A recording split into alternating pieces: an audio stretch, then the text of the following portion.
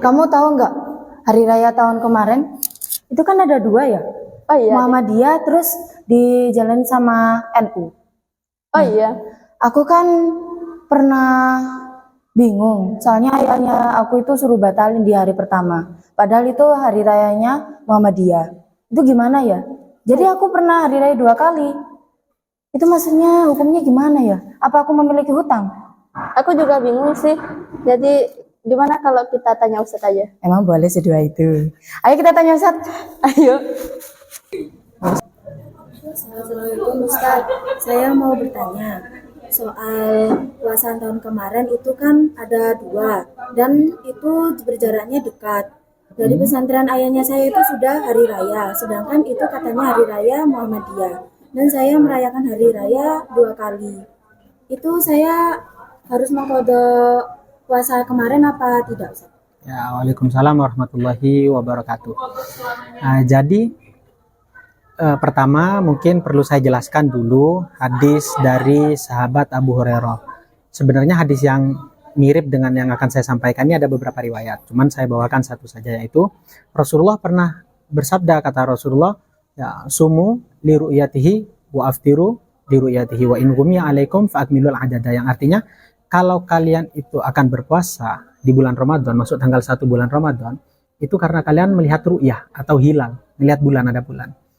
Dan kalian nanti kalau ingin berlebaran menentukan tanggal 1 Syawal itu juga karena melihat bulan. Nah, kalau nggak ngelihat baru fa'akmilul adada, sempurnakan jadi 30 hari puasanya, maka hari ke-31 itu masuk tanggal 1 Syawal. Kalau kita tidak melihat seperti kita, karena mungkin kondisi atau lokasi rumah kita, maka boleh kita percaya kepada orang lain yang menurut kita bisa dipercaya. Bahkan Rasulullah dalam sebuah riwayat, Rasulullah pernah ketika tidak melihat bulan, kemudian beliau berpuasa menggenapkan 30, nah, di siang hari, di pagi hari, kemudian ada informan, ada seseorang yang ngasih tahu kalau dia semalam melihat bulan. Kemudian Rasulullah mengatakan untuk batalkan puasanya. Nah, berhubung waktu sholat idnya sudah keluar, maka Rasulullah melakukan sholat idnya di esok harinya. Artinya, kita belajar dari kisah ini, Rasulullah saja yang seperti Rasul itu mau mempercayai ya kabar dari yang lainnya. Jadi kalau kita seperti kita, kadang kan kita nggak ngelihat, maka kita menunggu ada informasi dari orang lain, bisa dari televisi, dari pemerintah kita, atau dari guru kita. Yang jadi pertanyaan tadi, andai seperti kemarin, saya ingin menggenapkan 30, ternyata kata ayah saya, ya di pondok beliau, dari instruksi guru-guru beliau, ya sudah membatalkan puasa, artinya besok hari ke-30 ya, itu sudah masuk lebaran Idul Fitri.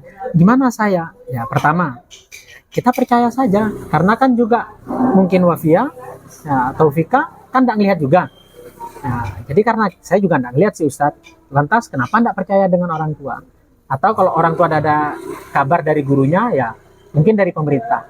Kalau ada dari dua-duanya, ya boleh kita pilih, karena dua-duanya kita yakin sama-sama memiliki ilmunya sendiri. Paham ya? Jadi kita boleh. Nah, kemudian berkaitan seandainya saya ngikutin orang tua saya, akhirnya ganjil. Apakah saya punya hutang? Enggak. Nah, karena ya kita yakinnya ikut orang tua kita yakin dari gurunya, ya sudah melihat bulan, artinya cukup ganjil. Enggak fa'akmilul adada sesuai hadis Nabi, enggak kita sempurnakan 30, karena ada ru'yah, ada yang melihat. Oke, kemudian saya lanjutkan sedikit tadi berkaitan dengan kalau sholat Idul Fitri kayak kemarin, akhirnya ada yang 2 kali, ada yang 2 kali. Maka apa hukumnya sholat Idul Fitri 2 kali? Tidak boleh. Karena nggak ada pensyariatan sholat Idul Fitri atau Idul Adha 2 kali, sekarang sholat, besok sholat. Jadi nggak boleh. Nggak sah, yang kedua itu dianggap tidak sah. Ya.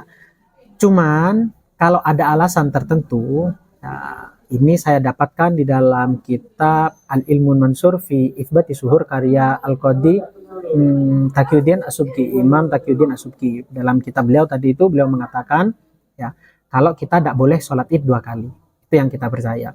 Andai terpaksa, loh, kok bisa terpaksa? Ya kayak tadi contoh Wafia membatalkan puasa karena perintah orang tua dari gurunya. Ternyata masyarakatnya Wafia itu ikutnya besok. Sekarang di masjid-masjid nggak ada yang sholat, Wafia sholat sendiri ya di rumah.